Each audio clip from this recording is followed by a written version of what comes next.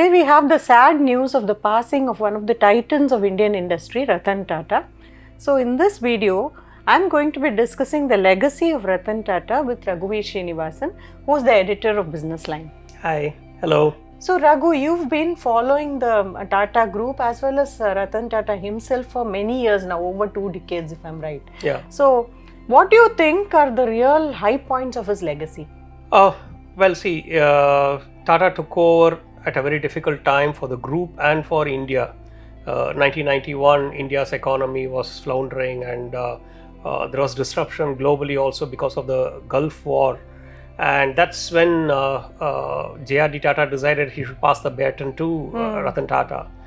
And when Tata took over, the entire Tata Group was it was small empires of satraps. Okay, each company was a personal fiefdom of one gentleman or another, and they were united only by name. The name was Tata, but the philosophy, the way they conducted businesses was completely independent of the group and its legacy. So Tata's first challenge was to integrate them all together, right, and make them a cohesive, whole, with the Tata Group identity as the only binding force. And he faced tremendous resistance. He was quite young too at that time, right? Yeah, exactly. He was just about 54, I think, when he took over. And he faced tremendous resistance from these established gentlemen like Darbari Seth, Ajit Kherkar, Rasi Modi, Nani Palkiwala. Tata Steel was Rasi Modi's preserve. Ajit Kherkar was ruling over Indian hotels, and Darbari Seth was ruling over Tata Chemicals and Tata Consumer. And Nani Palkiwala was the big man in ACC. And they were quite opposed to Tata's efforts to unite them together and bring them in a group in identity. And there was a lot of bitter battles between them and Tata on the other hand. But of course Tata prevailed, and his biggest legacy, according to me, are I would name list three. One is, of course, getting these disparate entities into one cohesive unit. That was a very difficult task. It took 5 years for him to accomplish that. And the second was to restructure the group. You know, Tata Group was unwieldy. It was into various businesses. Even then, even now it's into different businesses. True. But then it was into various businesses which were in sunset, where the margins were low, where it was not the market leader. And Tata's only philosophy was, if we are not amongst the top 3 in any business, we have no right to be in that business. Right. We should get out. Right. And he employed that philosophy to full effect. So they got out of companies like Tomco, Merint, which was into pharmaceuticals, Tata Textiles, and ACC. They shed the cement business, which was big for them. Yeah. So that, on the one hand, he was getting out of businesses that he thought were not good for the group. On the other hand, he set forth into newer areas where there is a promise for the future, like defense, renewables, power, and automobiles. Right. He turned telco, as it was then known, now it's called Tata Motors. He turned telco, which was a very doughty, stodgy manufacturer of trucks, boring old trucks. And he turned them into a passenger car company. Indica was the first project. And then he bought Jaguar Land Rover, and all that happened. This is the second legacy, the restructuring of the group.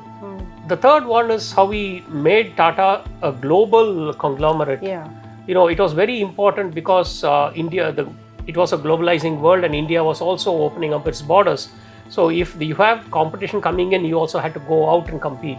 So that was a very critical step that he took for the group, and which has set the course for the group in the next decade.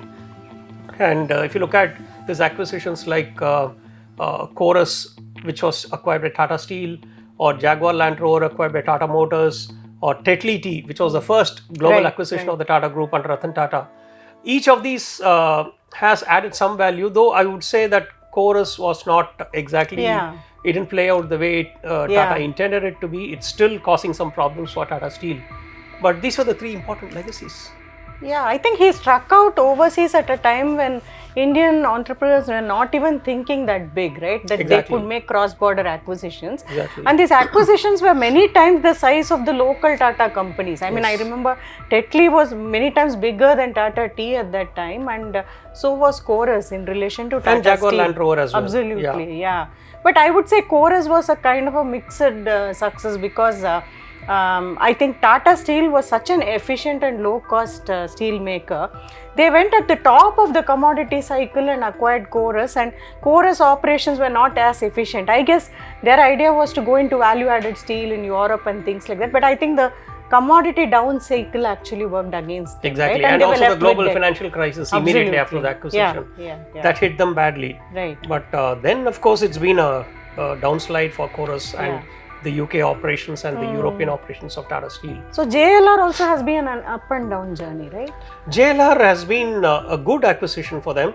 The downs were when there is a global slowdown, because one of its biggest markets is China. And if China slows down, then JLR's operations is affected, and so is Europe. It's a big market.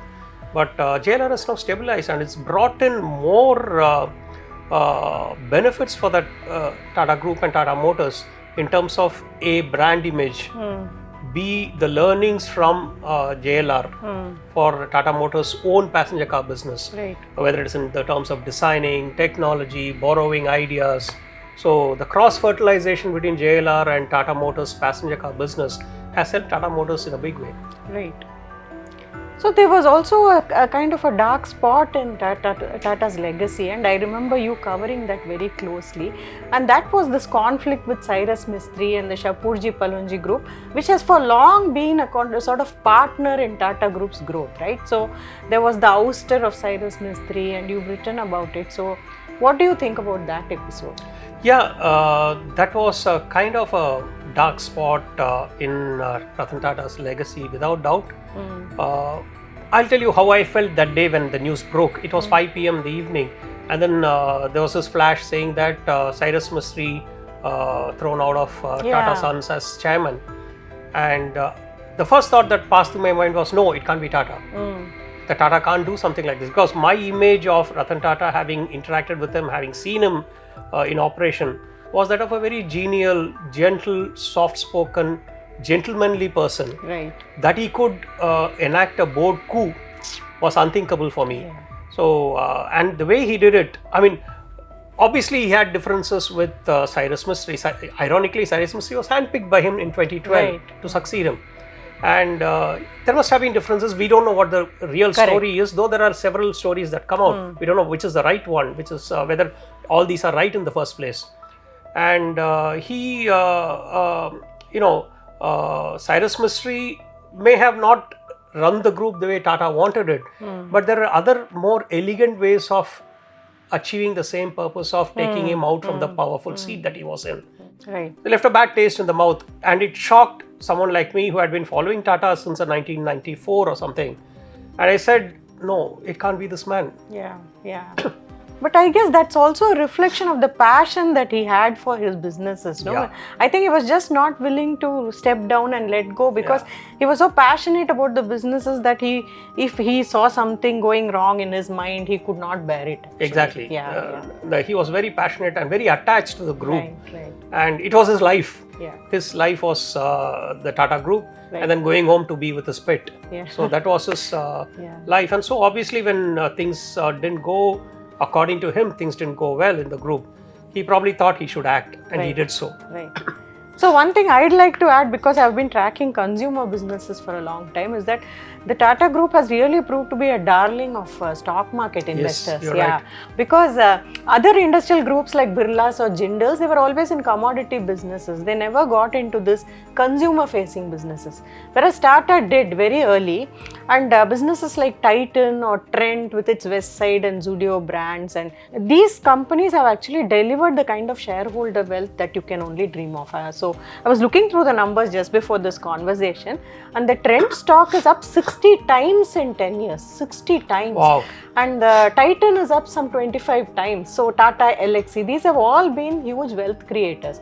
And I think this Ratan Tata managed this very early pivot into this consumer-facing businesses, realizing that India is a really consumption-driven economy. This whole benefit of demographics and things like that. Yes, you're right. You know? You're right. See, it's one thing for him as the promoter of the group to do what he thinks is right for the group. Right. But it should go well by the shareholders as well, Right. which is very important. Investors.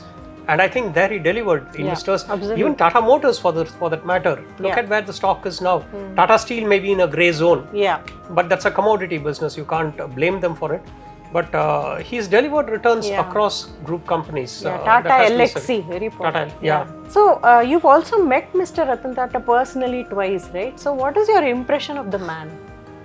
Oh, yeah, I should recount this. I first met him when I was interning with The Economist. And The Economist was doing a cover story on the Tata Group. And The Economist industry editor, N Carson, he flew down to India and he asked me if I could help them. Okay. So I went with him and we went across to all the Tata companies and we interviewed Tata personally. One evening in the Taj Mahal Hotel in Bombay, Ian Carson was at a loose end. He was sitting in the bar, the famous Harbour Bar which faces the Bombay gateway of India. And he called me and said, "Raghu, why don't you come and join me?" So I went into the Harbour Bar. And then we were sitting there talking, and then suddenly I see movement behind me. And who comes and joins us at the table? Ratan Tata. He comes and sits there. And then he talks to us very genially, very casually, answering whatever questions that Ian threw at him. Ian was a few drinks down by that time. And he posed all kinds of questions to Mr. Tata. And Tata was at his evocative best. He answered everything. And I was just 7 years into the profession as a journalist, a rank junior in front of Tata, who's a titan. And Ian Carson is a very senior gentleman. I'm from The Economist. I was the outlier there. But yet, Mr. Tata never made me feel that way. He spoke to me in the same vein as he spoke with Ian Carson. And that gave me the confidence to ask him questions. Right? That was the first instance. The second was in 2008, Tata took over Daewoo in South Korea. So they took a bunch of journalists to Seoul for the takeover. I was one of the journalists there. And Tata was sitting on the podium and I was sitting in the third row. And I had run into him in between once or twice in some press conference. That's about all. The man from there, he spotted me and he smiled at me. He remembered me from 8 years or 7 years. And he smiled at me, and then at the end of the press conference, he came out, and then I started chatting with him. And he went off for lunch. They had arranged an Indian lunch for us. He went and had lunch with the Koreans, with the Korean staff of Daewoo. Right. So I asked him, "So why you must be quite brave to do that? You know the Korean food, how it is, whether it will go down well with our palates." He said, "See, Raghuvir, I don't know what I ate, but I'm happy that I'm a non-vegetarian. It doesn't matter." So that was his. That was how casual and how friendly he was, and you wouldn't think that you're talking to the head of a conglomerate. At that time, was $60 billion, $65 billion, a man heading such a big group. Very nice gentleman, very friendly, very gentle. So that's exactly why I was shocked when Cyrus Mystery happened. I couldn't match the two personalities. Yes. So Aarati, I wanted to check this with you. You must have read Lou Gerstner's book. I was thinking, Lou Gerstner was a contemporary of Ratan Tata. He turned around IBM in the 90s at the same time that Tata was grappling with his satraps and with the group.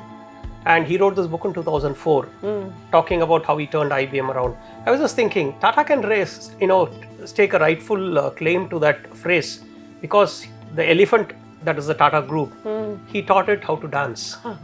I think that will remain his enduring legacy. Absolutely.